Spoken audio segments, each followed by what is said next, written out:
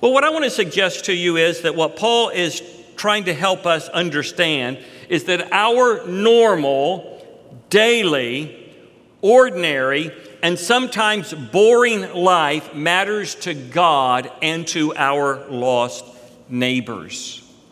You know, most of us have a daily routine. Our lives follow a similar pattern. Not many of us work jobs where when we go to that job, it's completely up in the air as to what the day will be like. Well, we have some people in our congregation, that's true. They have no idea what the day holds for them when they go to their job. But for most of us, we know that Monday is going to unfold in a certain way, and the same for Tuesday, Wednesday, Thursday, and Friday. There are dishes to be done, there's clothes to be laundered, there's grass to be mowed, there's meals to be fixed. All of the things of life that seem normal, routine, and ordinary, and somewhat boring,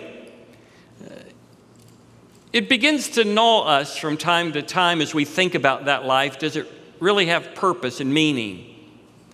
Is it significant and consequential? That is, because I'm engaged in doing laundry and ironing clothes and fixing meals and all of the ordinary things that maybe a mom would do at home.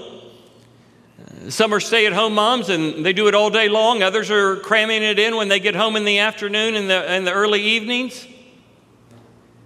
My life doesn't matter as much as somebody who's in Tanzania sharing the gospel. Or maybe a pastor who's working day in and day out in the lives of the people of the church. My life doesn't make as big an impact. It doesn't mean as much, not to God anyway. That's a complete misunderstanding of what the Bible teaches. Too often we try to divide the secular and the sacred. The secular is all of life with the exception of what we do as we are engaged in church life. And the sacred matters so much more than the secular. Well, if that's true, then the Bible's wrong. Paul wants us to understand that everything we do is infused with importance. Listen to what Paul wrote in Colossians chapter 3, verse 17. Whatever you do in word or deed, do all in the name of the Lord Jesus, giving thanks through him to God the Father.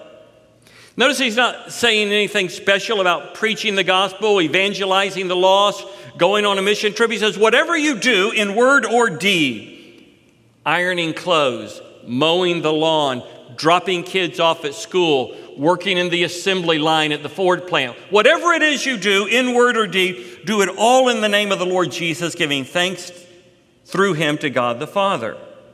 Listen to 1 Corinthians chapter 10, verse 31. Whether then you eat or drink or whatever you do, do all to the glory of God. I love that verse. It's got me out of many a fix with my wife. What are you doing back in the refrigerator? I'm doing the glory of God right now. Please leave me alone. Listen to it again. Whatever you do, eat, whether you're eating or drinking, whatever you do, do all to the glory of God.